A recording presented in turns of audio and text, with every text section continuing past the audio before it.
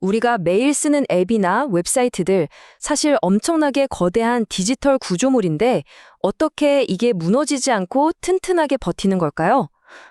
그 비밀은 바로 청사진에 숨어 있습니다. 오늘 바로 이 디지털 세계를 떠받치는 보이지 않는 설계도, 소프트웨어, 아키텍처 모델에 대해 한번 제대로 파헤쳐 보겠습니다. 자, 오늘 우리가 살펴볼 내용입니다. 우선 계획 없이 소프트웨어를 만들면 어떻게 되는지, 그리고 그 해결책인 아키텍처, 즉 청사진이 뭔지 알아볼 거고요. 그 다음엔 개발자들이 쓰는 핵심 도구들, 그러니까 도구 상자를 열어보고, 마지막으로 이 청사진이 도대체 왜 그렇게 중요한지 그 큰 그림을 함께 그려보면서 마무리할게요. 네, 첫 번째 이야기, 계획 없는 소프트웨어입니다. 사실 모든 대규모 소프트웨어 프로젝트는 혼돈이라는 보이지 않는 적과 싸우거든요. 계획 없이 시작하면 어떤 근본적인 문제에 부딪히는지 그 핵심부터 한번 짚어보죠. 한번 생각해 보세요. 수백만 명이 동시에 쓰는 그런 거대한 앱들 있잖아요. 근데 만약에 기능 하나 추가하고 뭐 하나 고칠 때마다 전체 시스템이 막 뒤죽박죽 엉망이 된다면 상상만 해도 끔찍하죠? 바로 이런 대혼란을 막기 위해서 소프트웨어 공학에서는 아주 체계적인 계획, 그러니까 아키텍처라는 게 정말 중요해지는 겁니다. 그럼 그 해결책은 뭘까요? 의외로 간단해요. 우리가 집을 짓기 전에 설계도를 그리는 것과 똑같습니다. 소프트웨어도 무작정 코드를 짜기 시작하는 게 아니라 먼저 아주 견고한 청사진을 그리는 거죠. 이 청사진이 바로 전체 시스템의 뼈대가 되고 모든 부품들이 제자리에서 조화롭게 움직이도록 이끌어주는 가이드 역할을 하는 겁니다. 자, 그럼 계속해서 청사진, 아키텍처라고 말하는데 소프트웨어 세계에서 이게 정확히 뭘 의미하는 걸까요? 이제 그 개념을 좀 더 명확하게 한번 정의해보죠. 공식적인 정의는 이렇습니다. 소프트웨어 기능을 분할하고 그 관계를 정렬하는 증명된 공통 패턴. 와, 좀 어렵게 들리죠?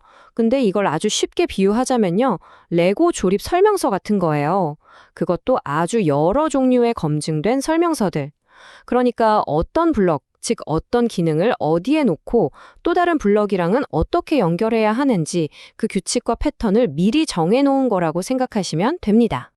아니, 그럼 이렇게 정해진 청사진을 굳이 왜 쓰는 걸까요? 여기 보이는 것처럼 이게 그냥 코드를 예쁘게 정리하는 수준의 얘기가 아니에요. 개발 속도가 확 빨라지고요. 개발자들끼리 우리 이 방식으로 만들고 있지? 하면서 소통도 훨씬 쉬워져요. 그리고 무엇보다 중요한 건 이미 수많은 곳에서 써서 검증된 설계 방식을 따라가는 거니까 소프트웨어 전체의 품질이나 안정성이 정말 높아진다는 거죠. 좋습니다. 그럼 이제 진짜 아키텍트, 즉 설계자의 도구 상자를 한번 열어볼 시간입니다. 과연 이 안에는 어떤 멋진 도구들이 들어있을까요? 가장 널리 쓰이는 핵심 아키텍처 모델 5가지를 지금부터 하나씩 꺼내서 살펴보겠습니다. 자, 첫 번째 도구입니다. 바로 데이터 중심 모델. 이름에서 딱 감이 오죠?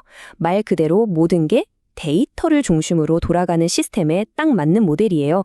예를 들어 여러 프로그램들이 하나의 거대한 중앙 데이터 창고를 같이 써야 하는 그런 상황을 생각하시면 됩니다. 이 모델의 핵심 키워드는 바로 이 중앙 저장소입니다. 거대한 도서관의 중앙 서고를 한번 떠올려 보세요. 모든 사람들이 그 서고에 와서 책을 빌려가고 반납하잖아요. 이것처럼 여러 프로그램들이 딱 한 곳, 이 중앙 저장소에만 접근해서 데이터를 읽고 쓰는 방식인 거죠. 데이터가 한 군데에 싹 모여 있으니까 관리하기는 정말 편하겠죠? 두 번째 도구는 이건 아마 우리한테 제일 익숙한 모델일 거예요. 왜냐하면 여러분이 지금 이 순간에도 이걸 쓰고 있거든요. 바로 클라이언트 서버 모델입니다.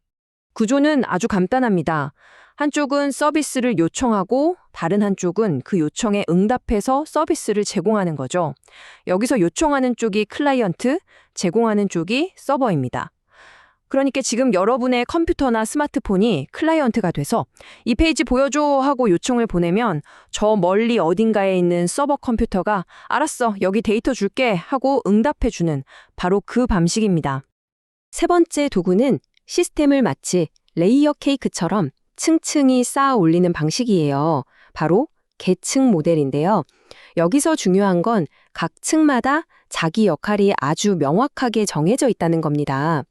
그리고 서로 다른 층이 어떻게 돌아가는지 복잡하게 알 필요 없이 딱 자기 바로 아래층이랑만 이야기를 나누는 거죠. 자, 케이크를 한번 볼까요? 맨 위 우리 눈에 보이는 예쁜 크림 장식 있죠? 이게 바로 사용자가 직접 만나는 프레젠테이션 계층입니다.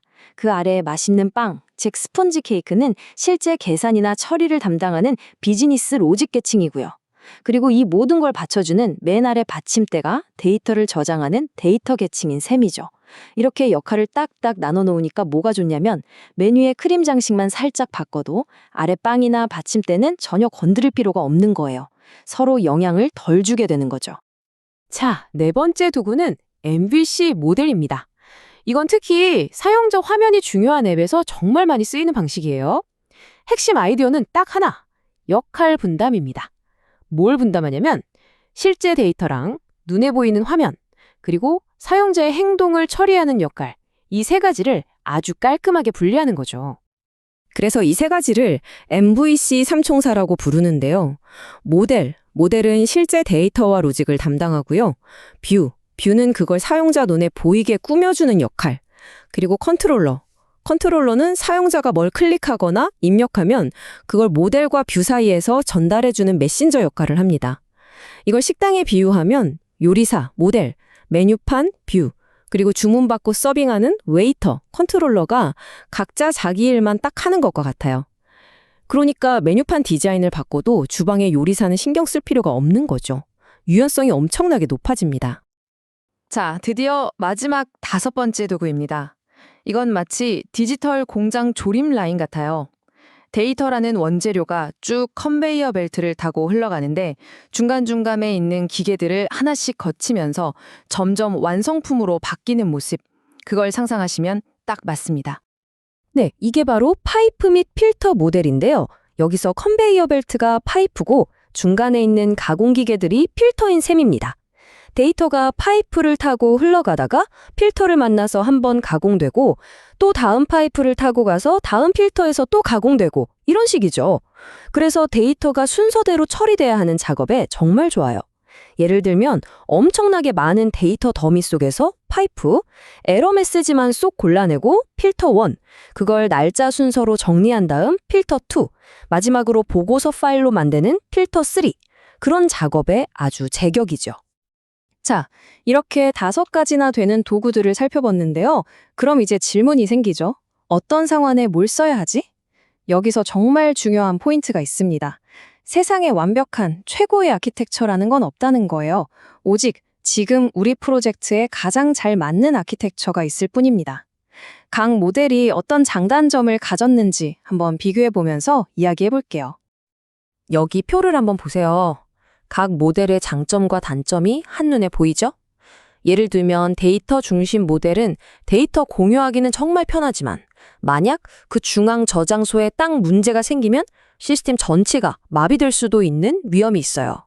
또 계층 모델은 각 층이 독립적이라 변경하기는 좋은데 이게 자칫하면 쓰지도 않는 기능까지 다 포함해서 시스템이 괜히 무거워질 수도 있거든요. 결국 내가 만들려는 소프트웨어의 특징이 뭔지, 뭘 가장 중요하게 생각하는지에 따라서 이런 장단점을 잘 따져보고 신중하게 골라야 하는 거죠. 자, 이제 거의 다 왔습니다. 마지막으로 한 걸음 뒤로 물러나서 이 청사진들이라는 게 도대체 왜 이렇게까지 중요한 건지 그 큰 그림을 한번 정리해보면서 마무리하도록 하겠습니다. 결국 핵심은 이겁니다. 소프트웨어 개발이라는 건 사실 굉장히 복잡하게 얽힌 실타래, 한마디로 혼돈 그 자체일 수 있어요. 아키텍처 모델은 바로 이 혼돈의 질서를 부여하는 수많은 사람들이 이미 써보고 이거 괜찮더라 하고 검증해 놓은 최고의 해결책인 셈입니다.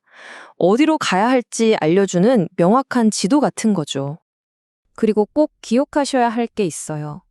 오늘 우리가 함께 열어본 이 도구 상자는요, 사실 시작에 불과합니다. 실제 소프트웨어 세계에는 훨씬 더 많고 다양하고 전문적인 청사진들이 존재하거든요. 오늘 본 건 그중에서 가장 기본적이고 중요한 몇 가지일 뿐이에요.